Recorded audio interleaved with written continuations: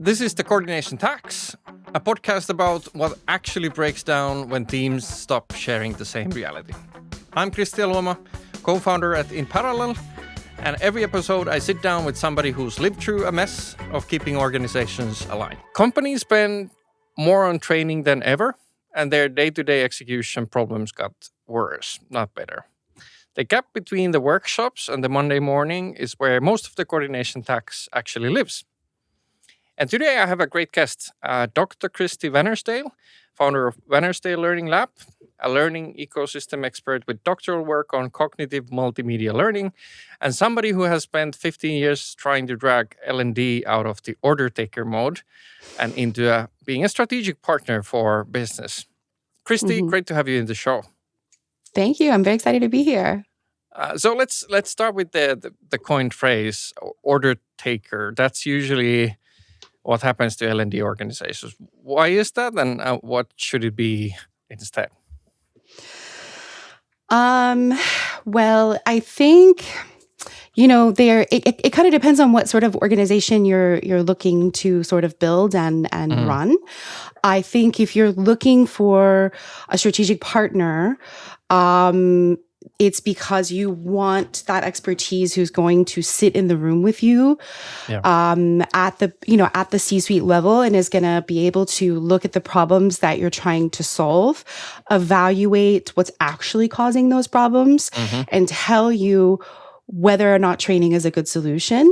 And often it's not, in my experience. And a strategic partner in L&D who has the right experience and expertise is going to be able to say, training's not going to solve your problem, but here's what will.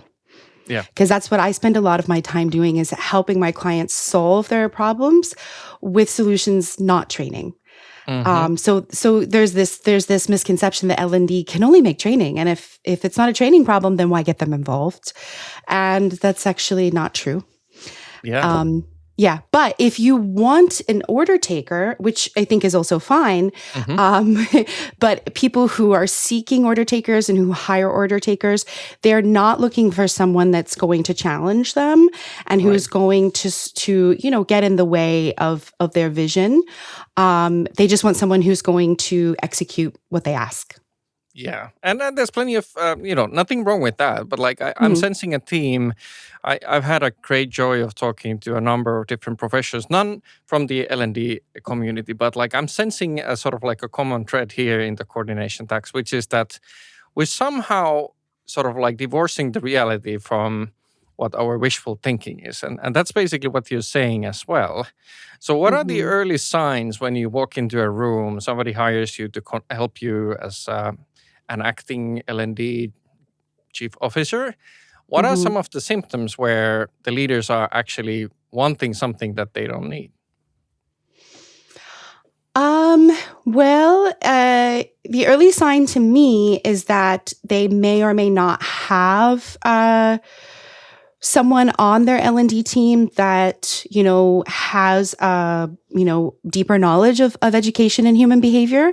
Let's say, typically, a lot of corporate L&D teams tend to staff folks who have sort of their subject matter experts in their product, and they've moved them up into that space because who better to talk about it and who better to teach you how to use it than the person that made it, right? And so, that rationale makes perfect sense.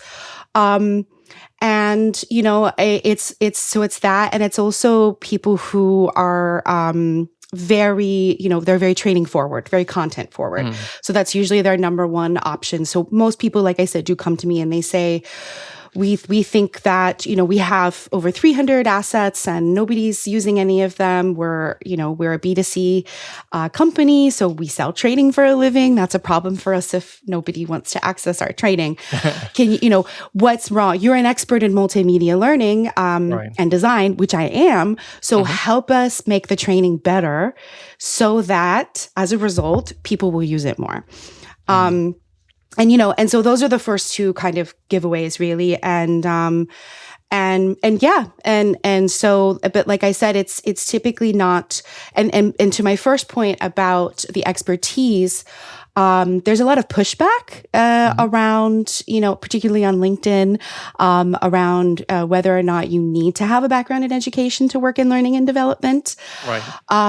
And I think that's a very hot topic that that's obviously not the theme of this podcast, but I can tell you that every organization that I've stepped into that didn't have that level of expertise on the team, they just continue, it almost comes to a point where capabilities, in an L&D team where you have somebody who understands how to compound competencies and how to build on prior knowledge, how to activate schema, how to do all of these things that educators are trained to do, right? Because educators are held to very high standards.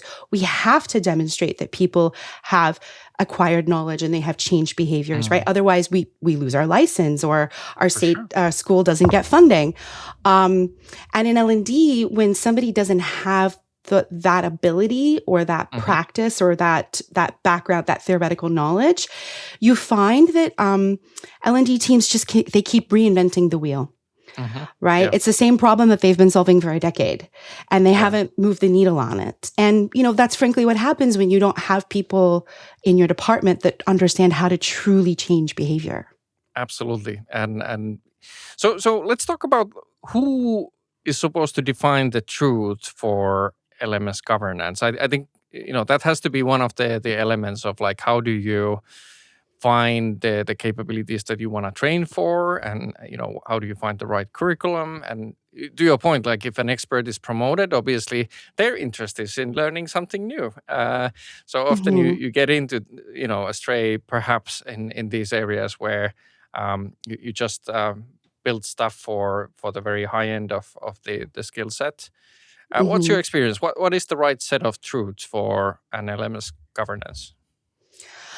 Well, I think building out the framework for having a high functioning LMS through designing, I'll back that up, through analyzing problems, through designing treatments to solve those problems, and then through delivering them through the LMS. That's one pillar. And then around that, there is the governance of how do we what are the standards that we keep things moving, that we audit, that we update. And, because with an LMS, it's not just content. It's like, the notifications, how a user gets into the system. Sometimes those things break. Computers have a tendency to fail on us. And so, the teams also need structure and order around how often we are checking on those systems, just to make sure that they're functioning in the way they're intended to. But both of those things, first and foremost, the curriculum, right? Like that absolutely needs to be decided by somebody who is an expert in learning and in education and how people acquire knowledge. Because, one of the biggest issues I see is that, many people just frankly don't understand the limitations of the working memory. And the working memory, from a cognitive psychology education perspective, it's very limited. It's limited in two things, in space and in time. Right. So you can only process so much information at once. And you can only hold so much new information in your working memory at once before it either gets passed on to the long-term memory or it gets spit out into outer space. So, so when you're sequencing content in an LMS and you're deciding in what order it should be delivered in, and how much folks are able to, in a single e-learning, should the e-learning be an hour long or is 10 minutes better? A lot of times the debate is around that. They say, oh, well, just make it shorter. But shorter is not always better, right? You can overload somebody's working memory in a 10-minute module just as easily as you can in an hour-long module, right? And so, so you do need expertise in how people receive, process, store, and apply information to sit down, look at your business goals. What are you trying to achieve? Is training the answer? If yes, okay, let's work backwards from those business goals and let's determine. So, for example, if your current ramp up time for new sales employees is 90 days and that's hurting the business. So what's the ideal? Let's get them down to 60 days or maybe even 30 days. That would be awesome. Yeah. What has to be true for that to take place? And often I should say always, it's about sitting down and investigating through, in the business world or in the customer world, we refer to this as the customer journey, but there's also an employee or a learner journey, from the moment that they get access to your systems and the moment they become hired, from that point until they are effectively ramped up and ready to hit the sales floor. What does their every day look like, start to finish? Yeah. What tools and systems are they engaging with? What resources do they have to learn? Who do they need to meet with? What's their daily schedule? All of those things have to be taken into consideration when you are thinking about how to ramp them up more quickly. And just throwing a bunch of modules at them is not going to help, right? Yes. So when it comes to training, it's not just what training they're receiving, but it's also how they receive it and when they receive it. Yeah, for sure. And that opens like a whole Pandora's box, at least in my mind, like that I wanted to talk about. Like you're an expert on multimedia use in teaching and learning and development. That in fact was the topic of your doctoral thesis. Now, in the age of AI, as work is rapidly changing, what's your sort of like current view of using multimedia as a complementary tool for helping employees get up to speed faster and perhaps stay on the page as we learn something new? And perhaps in the future, how do you see the role of multimedia in education and employment? Well, so two things. First of all, I think people are going to be very disappointed to hear that multimedia, at its most basic scientific definition through this lens, it's just words with pictures. Yes. That's it. That's multimedia, right? It's just words with pictures. And so that could be me speaking while also drawing stick figures on a whiteboard. That's multimedia. So there's that. So will that continue to be effective? Yes. And the reason why, now and if far off into the future is because the human brain, it doesn't evolve as quickly as our 3D technology develops, right? So, this week it's AI, maybe next week it's, who knows what people are going to come up with, but there is this fallacy that, so for example, I've had some clients say, we need to make the training more like TikTok or more like YouTube, because that's the way that people learn now, and people's brains have morphed and they've shifted to only be able to focus for as long as a TikTok video. And I have to say, I was about to make that argument. So that's not true, is it? No, it's not true. I mean, if our brains were able to shift and adapt that quickly with every changing new trend that came about, we would be a lot further, I think, as animals and as cognitive beings than we are today. I mean, the human brain is still about as basic as it was several thousand years ago. Maybe don't quote me on that, but I'm being a little facetious. It's just frankly, the human brain, it just doesn't change that quickly. Right. What changes is perhaps our interests, our personal values, and we certainly maybe have a lot less time than we used to have before. Right. And that's because of different cultural and societal shifts. And recall that the working memory, it's limited in space and time. Right. So if you have less time physically in your world, especially as an adult, you're going to be more drawn to things that make the most use of your limited time. Right. And so there is an immediate stimulus reward effect, and that concept dates back to the 1950s with Pavlov's dog. That research still holds true today. That just kind of gives you an example of how not quickly the human brain changes and adapts. For sure. Yeah.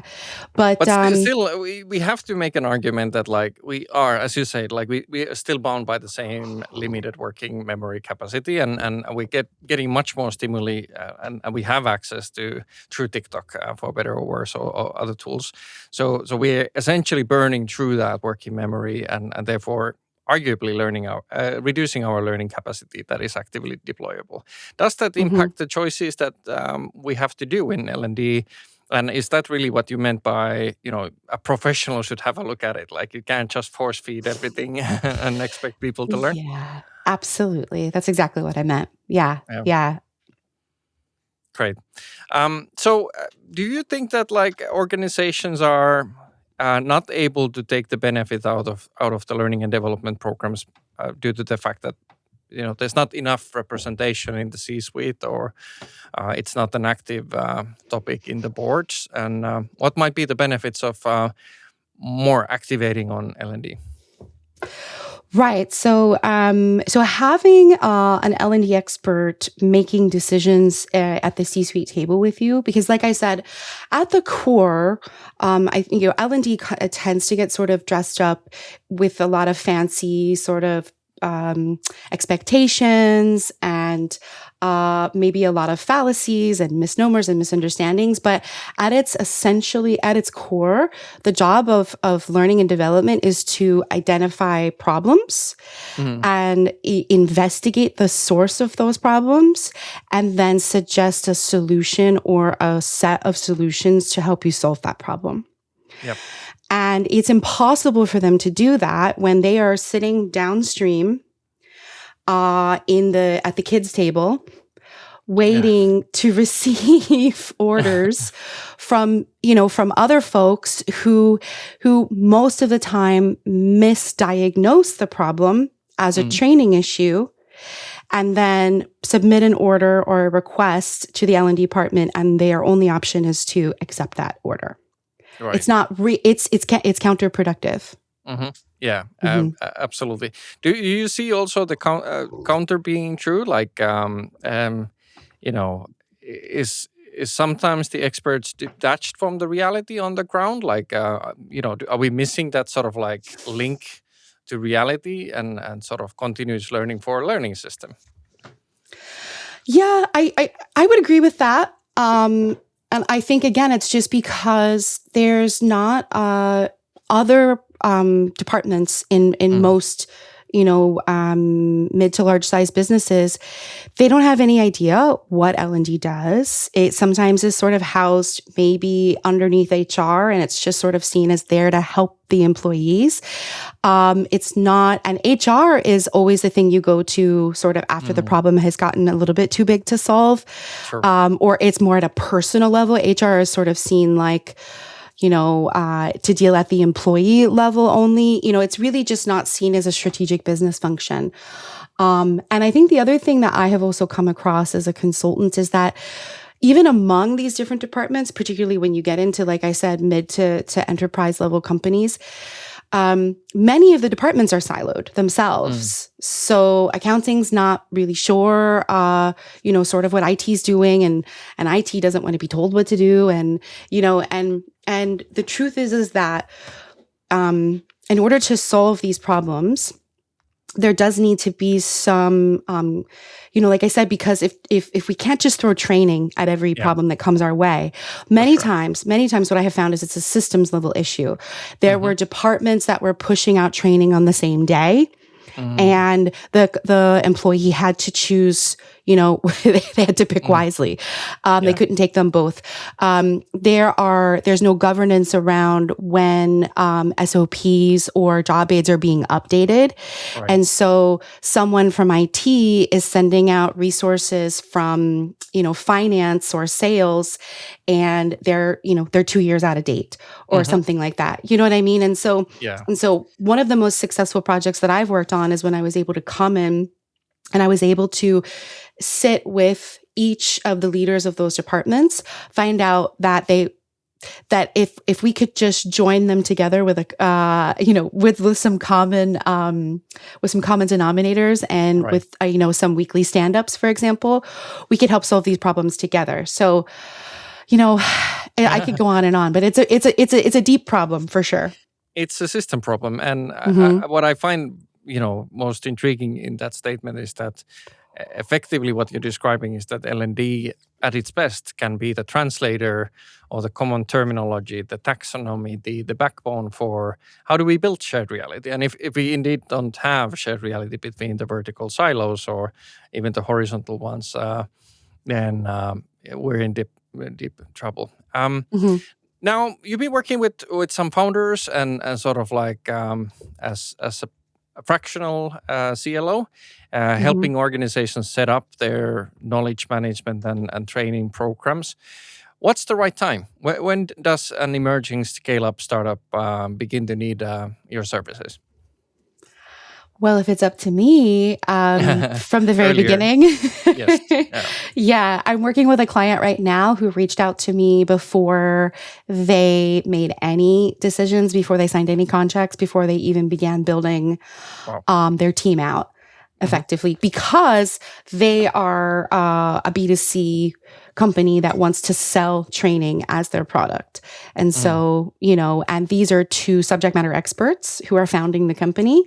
So, they recognize right away, listen, we are experts in the type of, the subject matter expertise that we want to sell. We think our expertise is valuable, but we don't know the first thing about, how to structure learning in a way that is, that's going to land so that people feel that they've learned something from it. And then as a result, they want to come back and buy more. Because I think that's the other thing at the end of the day that many organizations miss is that, especially if you sell training,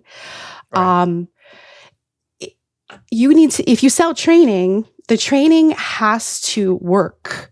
Because if as a consumer, if I don't feel and I don't notice or I can't quantify the value that I've gotten from your training, in this case, knowledge acquisition or behavior change, if we can't quantify knowledge acquisition or behavior change, then your customers don't want to use your product anymore. Right.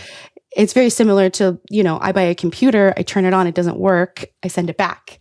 Yes. For sure. Yeah. So on that note, this is something that I was thinking about before our conversation. What do you think should be the number one metric or leading indicator for learning and development working? It's really one of those things that is kind of incredibly difficult to measure, but how would you say that we should do it? It's actually not that difficult to measure if you know how to measure it. Okay. But the problem is that many people don't have the ability to do that, or they don't have the knowledge and skills to do it. But in business, it comes down to two things. It's the business goal first and foremost. So we need to be tracking, and I use this the research lab metaphor to make it very basic and understandable, but.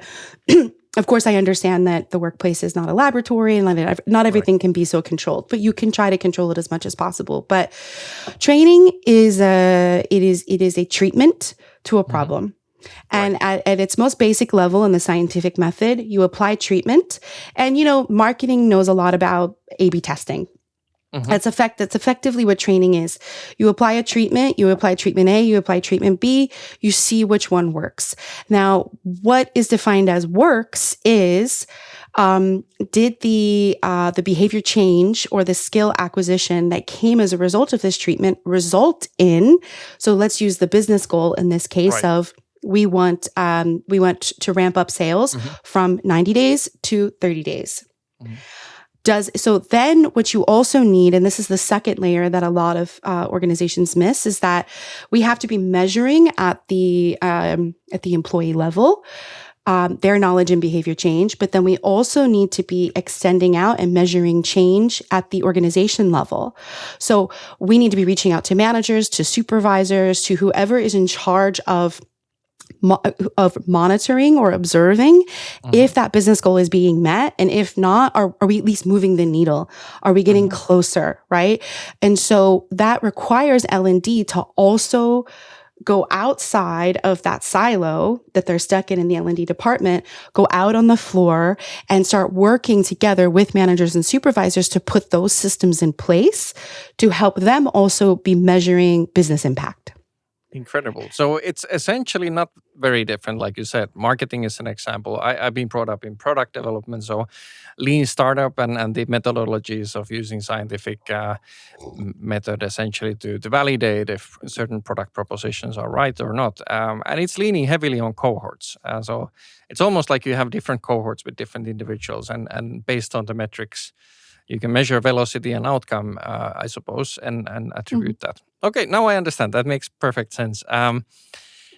So a lot of your colleagues inside bigger corporations may be struggling with the problem that you framed, being the order taker. What would be your advice on them being able to internally sell and effectively create a bigger dent in their universe? What should they do different? I think that they need to. It's complicated because you're not going to be able to just when a training request comes down the pipeline, you're not just going to be able to say we're not going to do that, right? Yeah. But I think what would be helpful is if you are able to do some investigation on your own. This is how I started. So I'll give my story. Right. I was working as an instructional designer on a team that was very much full of order takers. And, the request came that the tier 1, IT specialists who received the phone calls initially from people who had trouble using the product, they needed, product development, product training to learn. The belief was that they didn't understand the products that they were supporting. Right. So product knowledge, I couldn't think of it. Yeah. So they need product knowledge training. And I was just like, okay, well, is there any evidence that you could provide me that would support why you think, like, what is pointing that this is a product knowledge issue? So that's a great place to start, is to just say, okay, sounds great. Let's grab some time and talk about what evidence you have that directly points to this being an issue. And when I asked that question, I got, well, we just have to assume that that's the problem because we listen to these calls and we hear them fumble over, the products, and they're not able to describe them in the way that they should be able to describe them, XYZ. It was very anecdotal.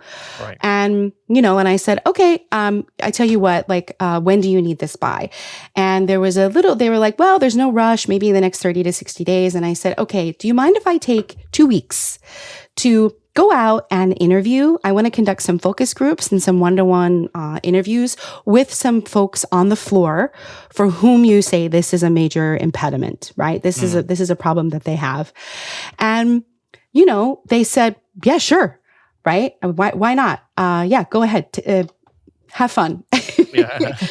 So, I went out, I developed a list of questions, and this is, because I come from a research background, but this happened at the very beginning of my PhD program. So I was still quite unseasoned. But I went out and I conducted, I think I talked to maybe 25 people. Some of them, a big bulk of that was through a focus group. Many of them were through one-to-one interviews, but they were so eager to speak with me. They had so much to say. Yeah. They were so excited that anyone had taken the time to actually talk to them about what was going on. And, and that's another thing that I talk about a lot, is that when we just throw training at the problem and we don't actually take the time to find out what the problem is, it erodes trust in the employees. Indeed. They just say like, oh, another training, this isn't even the problem, that nobody's actually asked us what the problem is. And so I sat down and had a conversation with them. The problem was that it was what I mentioned earlier. They had old SOPs, old job aids that hadn't been updated in years. Right.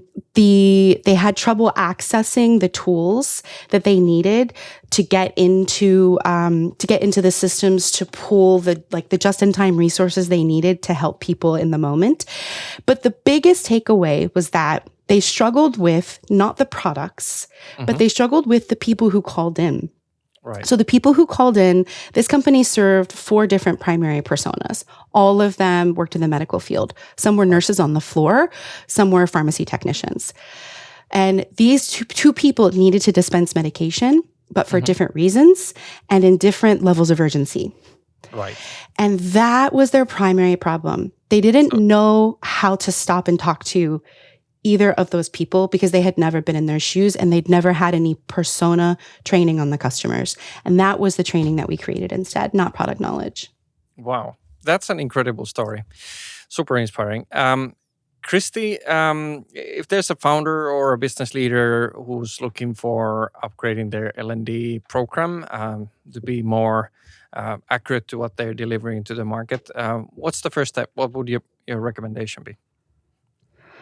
I would say you want to develop your own discovery process. That is certainly, what I have done. I tell clients, clients come to me with problems that they want to solve, and I listen to them, of course, and I'm very open to their thoughts and feelings on it. But I always, emphasize by saying I'm going to do my own discovery process, and my discovery process, I do a triangulated method, and that's just because in science we have to triangulate. I do one-to-one interviews, I do focus groups, and then we send a survey out. And so whether we're looking at their employees or their customers, the point is to collect data. And the questions are about the same every time because they've been validated at this point, and they draw very much from user experience research. They draw from learning cognitive theories of multimedia learning. They ask questions around frictions that they encounter, systems thinking, frictions that they encounter when they're trying to access training, barriers that they have to applying the training. So we're collecting all of this data, and then it's from that data that I then say, okay, here's the actual problems that you have. Here are my suggestions for solving them. And I think if you want to move out of the order taker role and into the strategic partner role, you need to present yourself as a problem solver, not an order taker. And that is how you do it. Amazing. I hope a lot of listeners will reach out to you for asking for help in their problems. Dr. Christy Vanorsdale, what's the best way to reach out and get your help? You could set up a call with me. There's plenty of buttons on my website that will help you do that. You could also reach out to me on LinkedIn. And if you wanted to drop me an email, it's Christy@VanorsdaleLearningLab.com. If you're able to spell that on your own. We will have the link in the show notes for sure. It's quite long. Yeah, Christy, thank you so much. This has been a sort of like a really refreshing point of view for L&D. It really is one of the key parts of us establishing shared reality to avoid the coordination tax. This has been the coordination tax. Thank you so much, Dr. Christy Vanorsdale. Yeah, thank you so much. It's been great being here.